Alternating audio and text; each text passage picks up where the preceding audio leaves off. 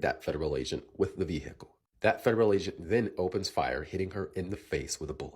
Like I said before, she played a stupid game and she won a very stupid prize. We're expecting that federal agent to know in 1/10 of a second which way her tire was turned exactly as the vehicle's hitting him. Is that what we're supposed to expect him to do? Like, let's be realistic. If she wasn't breaking the law, if she was at home minding her business, there would be no problem. And that is what she should have been doing. And don't talk about her being a mother and all this other stuff. If she was that worried about being a mom, she would make sure to not put herself in those type of situations to make sure she could be there for her child. She was more worried about fighting ICE and obstructing ICE than she was about making sure she was there for her own family. It's pathetic. But again, I mean, this is the modern Democratic Party we're talking about. They're mad that we're enforcing our laws that were passed by a democratically elected Congress. And then they're mad that the federal government might be rooting out fraud in the state of Minnesota. I wonder why that is. Again, I've said this before, the modern Democratic Party is a problem. And I hope the moderates see this for the problem that it is. Anyway, that's all I got for now. Just a reminder, I have a free email newsletter I send out every morning around 7 a.m. Central. It's a great place to get information from me. I cannot be censored there. The link is on my profile. So just go to my profile, click the link. You'll see the screen right here. Drop your email in, hit subscribe, and you'll be good to go. That's all I got for now. I'll see you in the next one. Hi everyone, welcome back to the channel. I'm Noble. Today, we tackle the tough stuff here. Calling out systemic oppression, standing against state violence, and pushing for real justice for marginalized communities. Today, we are diving into this viral TikTok clip that has been reported all over X, where this guy in red hoodie is shocked that people are calling an ICE agent fatal shooting of a woman in Minneapolis domestic terrorism. From our progressive view, this isn't just one off, it's part of Trump's brutal immigration crackdown that's terrorizing people. Let's break it down in simple terms and see why this hits so hard. Alright, let's get into what happened on January 7th, 2026 in South Minneapolis.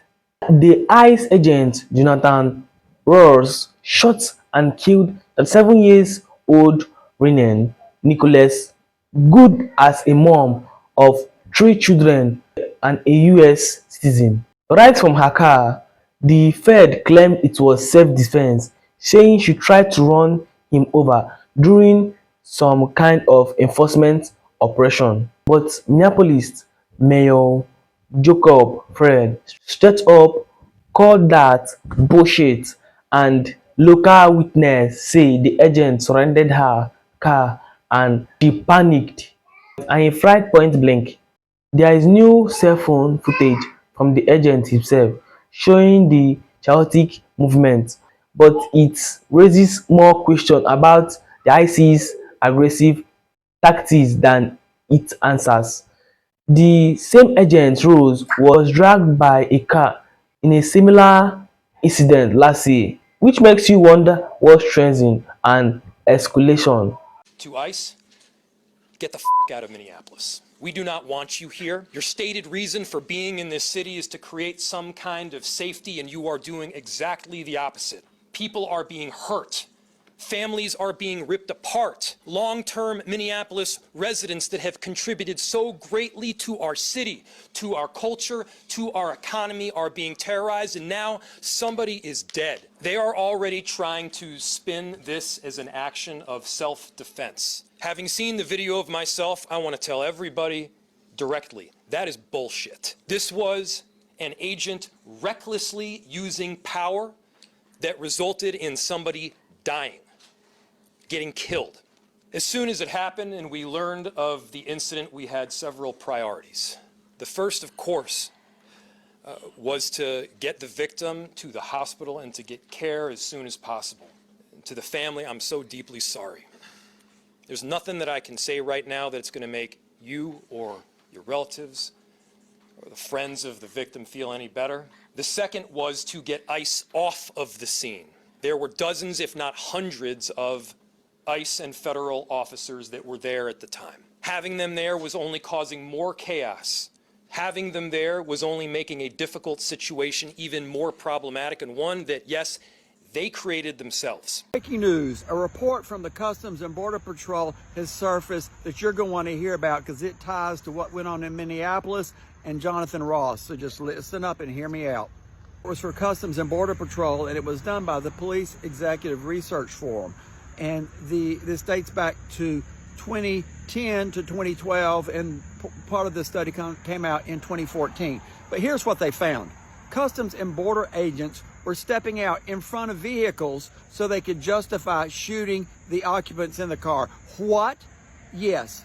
The Customs and Border Patrol agents, 67 different times they found, stepped out on purpose in front of moving vehicles, even if they were moving slowly, to justify them using force to shoot the people in the cars. Does this sound familiar? Yes. Again, this is all reported. You can find the report. Again, Customs and Border Report, you'll find it. It's easy to find now that I know what to look for. Thanks to Mr. Global. I want to give him credit for bringing it to my attention. I found that 67 different agents in this report from 2010 to 2012 had done this, and they basically were stepping out in front of cars to justify shooting the people inside the cars.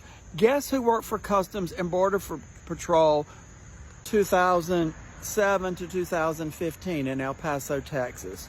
None other than Jonathan Ross, when this practice was going on by Customs and Border Patrol. Later, Customs and Border Patrol rewrote their guidelines to tell the agents they are not supposed to step out in front of cars. And basically, all of these cases, they could easily have stepped to the side of the car, but they wanted to use it to justify shooting the people in the car. Therefore, what did we have happen in Minneapolis, Minnesota with Renee Good? Who stepped out in front of the car just enough to try to justify it? Make all sense. So again, I want to thank Mr. Global for bringing this up, but it's a Customs and Border Patrol report. It's all there. No names are mentioned. None of the people are mentioned who were studied in the report. So don't know if his name was mentioned or not. That we don't know. Therefore, this is a practice that Customs and Border Patrol agents were doing. Jonathan Ross was there during this time frame.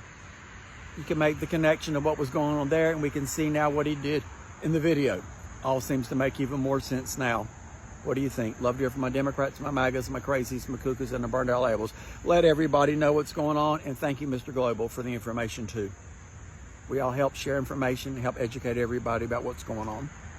After Renee Nicole Good was injured, Immigration and Customs Enforcement agents prevented medical personnel from providing treatment. Witnesses stated that when rescue workers attempted to enter the incident area, agents blocked them behind the perimeter line, citing the scene had not been cleared of security threats and demanding they retreat. Video footage shows Renee still lying unconscious inside the vehicle. Despite multiple attempts by emergency responders to signal for passage by raising their hands, they were not permitted immediate access. After being forced to wait minutes on the perimeter, Renee had suffered severe blood loss and exhibited weak vital signs, missing the critical golden hour for rescue. Her mother later stated in an interview that she couldn't comprehend why rescuers were barred from helping after her daughter had collapsed. The prosecutor's office has now prioritized investigating whether medical treatment was delayed. Authorities emphasize that any actions potentially causing treatment delays will be subject to criminal liability assessment. The truth behind this case continues to unfold piece by piece, and its repercussions are far from over. What we saw today was a criminal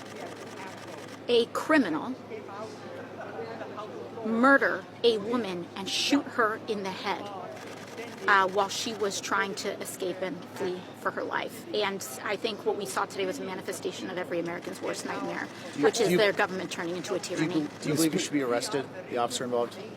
I think what we saw was a murder today, and I think that we need, of course. You said that she was fleeing for her life. Do you know that she was fleeing? Part of a due process is to allow an investigation of what transpired and what occurred.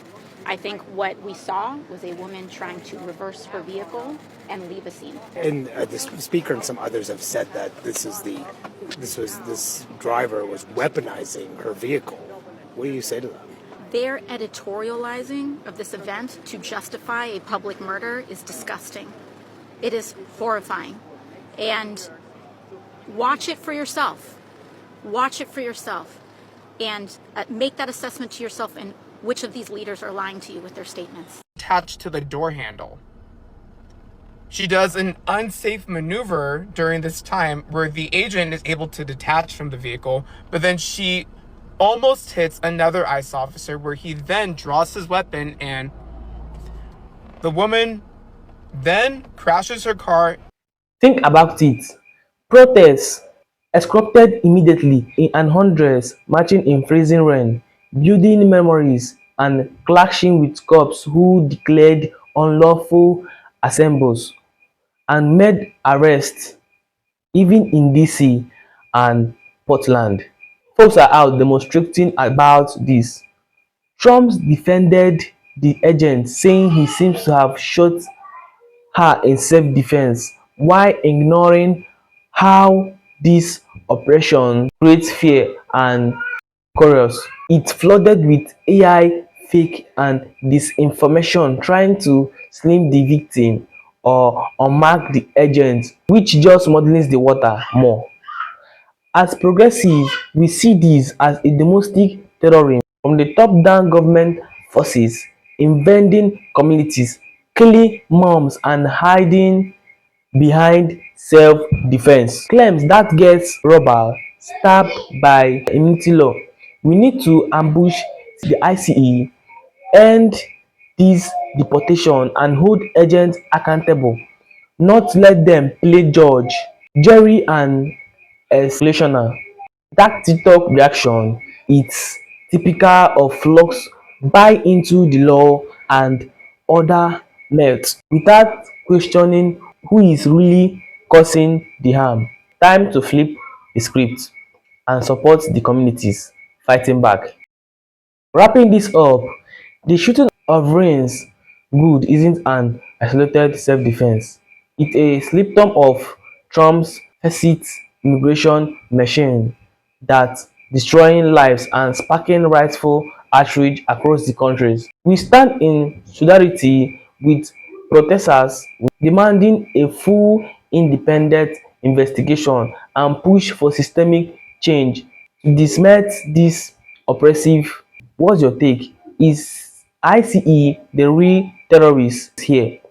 Drop it in the comments. Like, subscribe for more backdowns. Stay strong, keep resisting. See you in the next video.